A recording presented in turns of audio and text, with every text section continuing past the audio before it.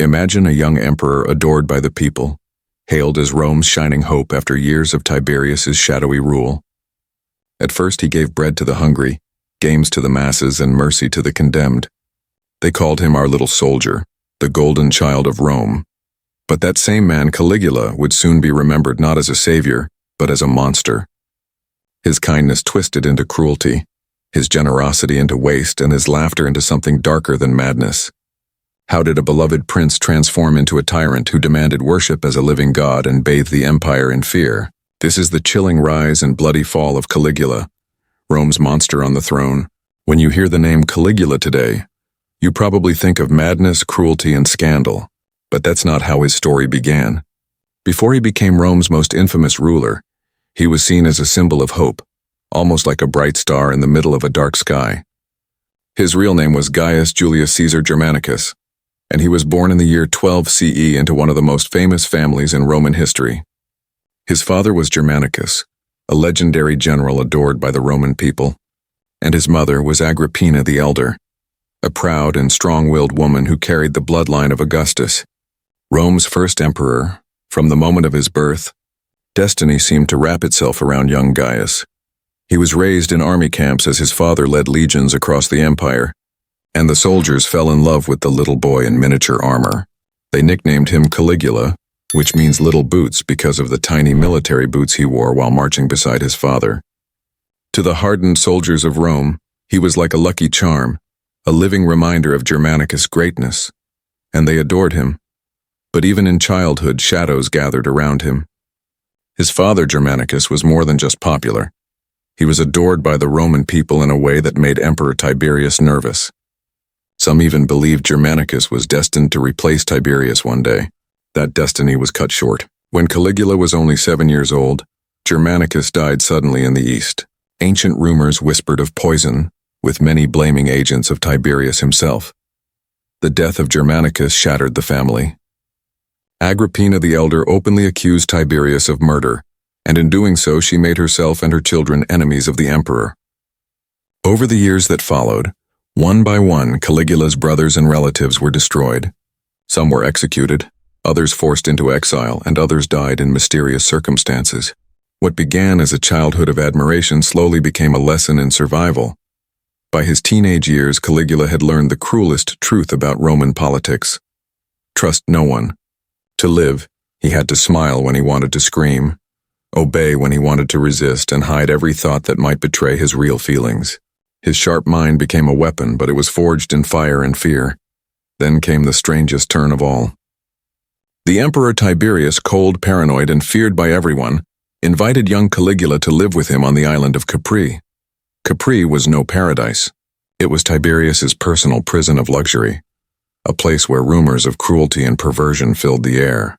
People vanished there, executed or disgraced. For Caligula, it was like walking into a lion's den, and yet he survived.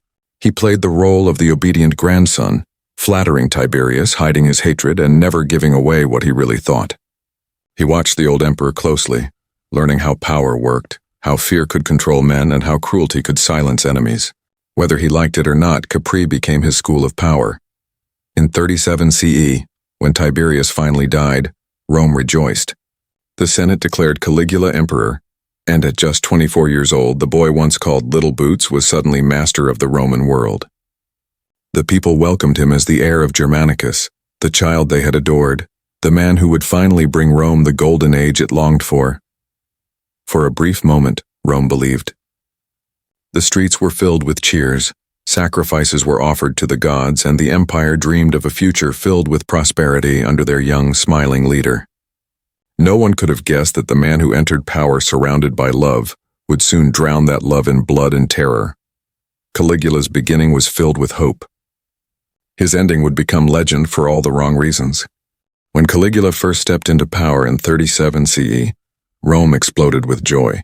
The people had endured years of fear under Emperor Tiberius, a man remembered for his paranoia and cruelty. Tiberius was the kind of ruler who trusted no one, who filled the prisons with supposed traitors, and who made people walk on eggshells with every word they spoke. His reign had been long, suffocating, and deeply unpopular, so when the Senate announced that the young Caligula was now emperor, The reaction was nothing short of euphoria. This wasn't just any new ruler. Caligula was the son of Germanicus, the great general whose memory was still worshipped by the people. To them, Caligula wasn't just a man.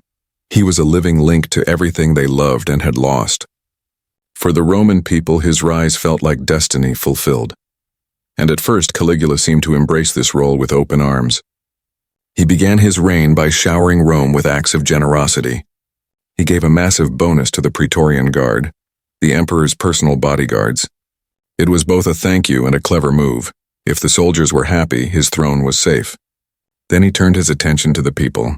He canceled unfair taxes, granted pardons to those who had been punished under Tiberius, and welcomed exiles back home. Families torn apart by years of political purges were reunited, and Rome breathed easier. In those early months, Caligula seemed determined to be the opposite of his predecessor. He restored the public games, hosting lavish spectacles of gladiators, wild animal hunts, and thrilling chariot races. He ordered magnificent banquets and festivals where food and drink seemed endless. The people filled the streets, singing his name, tossing flowers into the air, and calling him their savior. For the first time in years, Rome was celebrating, not mourning. Even the Senate, often suspicious of emperors, praised him. He spoke respectfully to them, returned confiscated property, and gave the impression of a man who wanted to heal wounds rather than open new ones. For a brief time, he was hailed as a just and merciful leader. Some whispered that the golden age of Augustus might return under Caligula's rule. But beneath the glitter of generosity, darker shadows began to stir. In October of that same year, only months after becoming emperor, Caligula fell terribly ill. No one knows for sure what struck him. Some suspected poison. Others believed it was simply a sudden fever. But whatever it was, it nearly killed him. Rome held its breath as its young leader lay on the edge of death. When he finally recovered, the city erupted in joy. Prayers were offered, sacrifices made, and the people believed the gods had spared their emperor.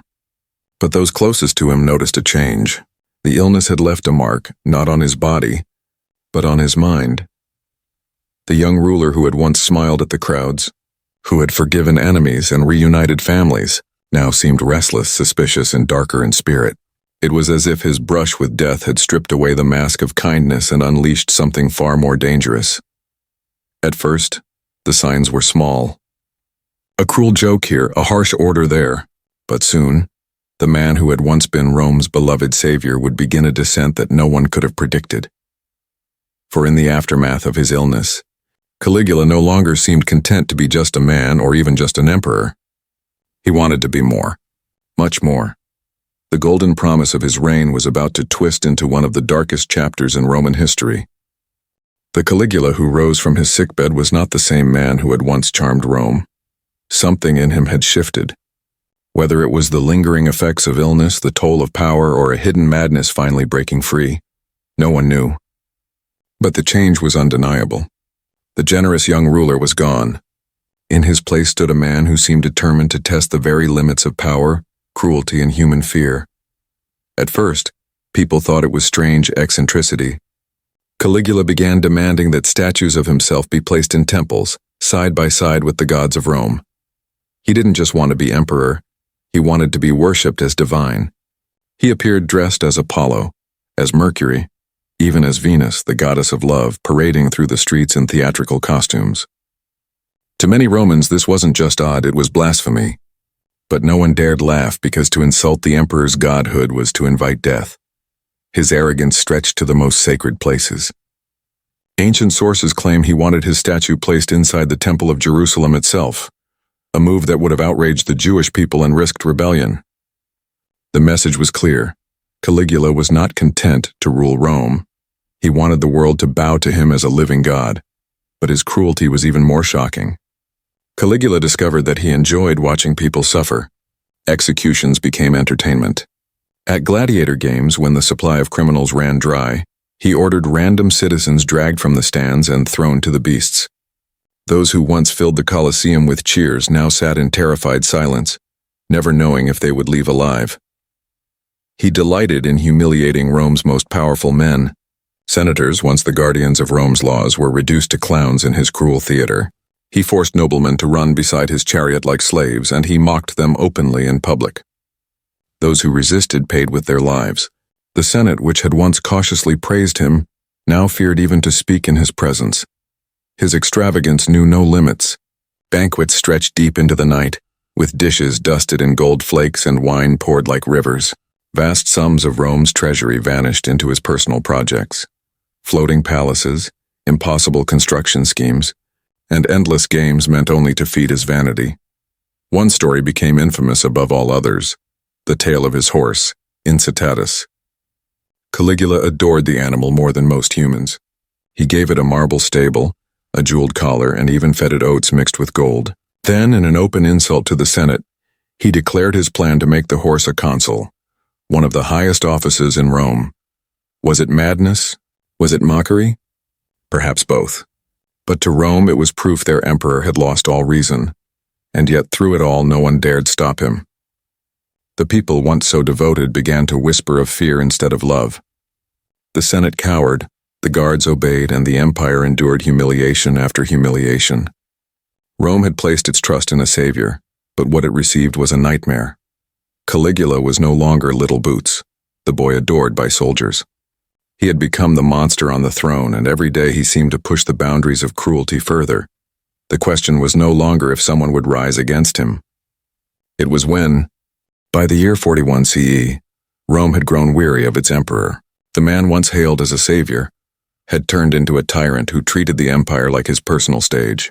Caligula had insulted senators, bankrupted the treasury, mocked generals, and terrified ordinary citizens. But perhaps his greatest mistake was forgetting one simple truth. Even emperors need allies to survive. The Senate despised him, yet they lacked the courage to move against him directly. The people feared him, but they had no power to challenge him. That left one group standing in the shadows, the Praetorian Guard. These were the elite soldiers sworn to protect the emperor with their lives. Caligula had once secured their loyalty with rich bonuses, but now years later he mocked them as he mocked everyone else. Even those meant to guard his life began to wonder whether Rome would be better off without him.